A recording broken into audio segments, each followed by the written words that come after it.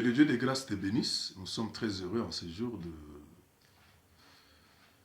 d'être en contact avec toi au travers de cette vidéo. Nous sommes vraiment ravis de t'avoir parmi nos abonnés et nous disons merci, sois béni. Nous allons partager la parole de Dieu ce soir, dans quelques minutes seulement. Exode chapitre 33, versets 17 à 24. Moïse parla avec Dieu. Il est arrivé au niveau où Dieu lui a dit, demande ce que tu veux et je te donnerai. Et lui aussi a profité de l'occasion. Il a saisi l'opportunité pour dire, en tout cas, j'aimerais voir ta gloire. Et Dieu lui dira, tu veux voir ma gloire, mais la loi ne te le permet pas. Parce que la loi a empêché l'homme naturel dans la chair de voir Dieu. Et maintenant, la question est de savoir, toi tu vis. Quelle est la loi qui t'interdit de t'épanouir dans ta vie? Tu viens d'une famille où il y a une loi qui ne permet pas aux gens de s'épanouir dans tout ce qu'ils font. Tu aimerais te marier, mais il y a une loi qui te l'empêche. Tu veux créer une grande entreprise, mais il y a une loi qui t'empêche, qui te limite, qui met des limites dans tes finances. Tu veux avoir des grands projets, mais il y a une loi qui t'empêche. Comment contourner la loi ou faire tomber la loi? Comment faire de sorte que la grâce de Jésus-Christ s'épanouisse dans ta vie et s'élève davantage pour que tu en bénéficies et faire tomber la loi? À l'instar de Jacob, que nous connaissons bien Israël, il est allé se marier et comme il n'avait rien, et le beau-père lui a dit, non c'est bon, il n'y a pas de problème, je vois que tu es fort physiquement et puis tu as un Dieu vivant, eh bien je t'accepte de travailler avec moi pendant 7 ans. Et après 7 ans, bon, je vais te donner la femme que tu veux. Ils se sont convenus. Mais le jour de la convenance, le beau-père ne lui a pas dit qu'il y avait une loi qui existait là et qui l'empêchait de prendre la cadette avant l'aîné. Mais après le travail, c'est alors que le beau-père s'est levé.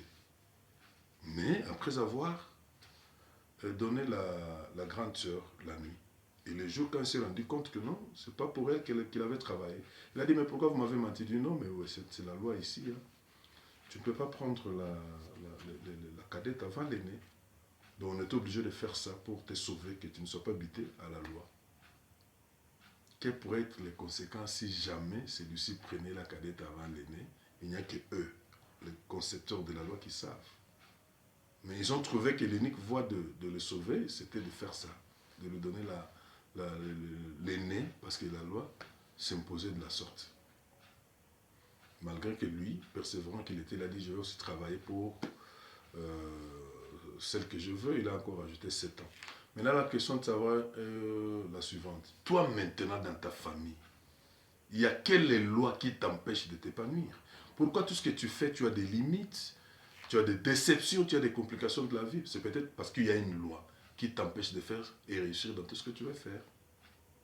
Tu veux te marier, c'est bon, c'est ta vision, mais la loi de ta famille ne te le permet pas. Alors tu auras des combats terribles. Tu te dis, mais qu'est-ce qui ne va pas là? Parce que la loi ne te permet pas. Tu veux avoir des entreprises, des sommes normales, colossales, mais la loi de ta famille ne te permet pas. Il y a des limites. On a dit, personne ne peut dépasser 1000 dollars et finalement, tu es obligé de travailler en dessous de 1000 dollars.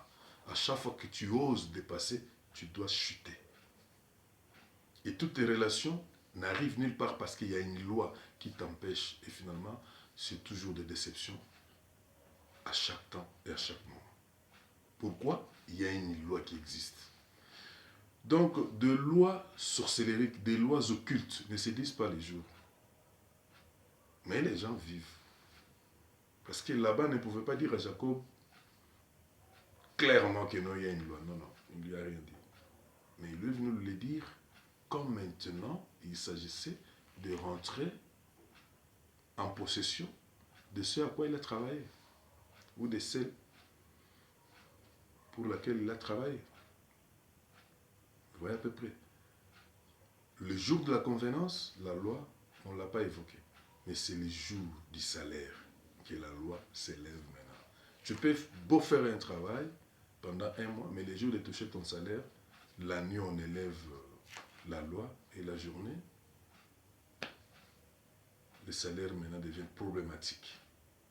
Parce qu'il y a la loi qui t'empêche.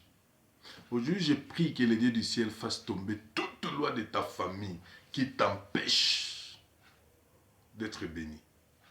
Toute loi de ta famille qui t'empêche d'être heureux dans ton mariage. Que Jésus-Christ fasse tomber cette loi, que sa grâce s'élève dans ta vie. Au nom de Jésus, sois béni. Nous sommes disponibles pour ceux qui nous connaissent. Nos numéros sont là et nous recevons. Le jour de dialogue pastoral à l'église, nous recevons et nous sommes là. Les gens viennent et dans nos services de délivrance, les gens viennent et le Seigneur les visite. N'hésite pas. Si tu vis quelque chose qui te complique la vie en termes de délivrance, en termes de la vie, de tes projets qui n'arrivent pas à aboutir, il se peut qu'il y ait une loi qui s'impose. Viens nous voir et Dieu va te bénir.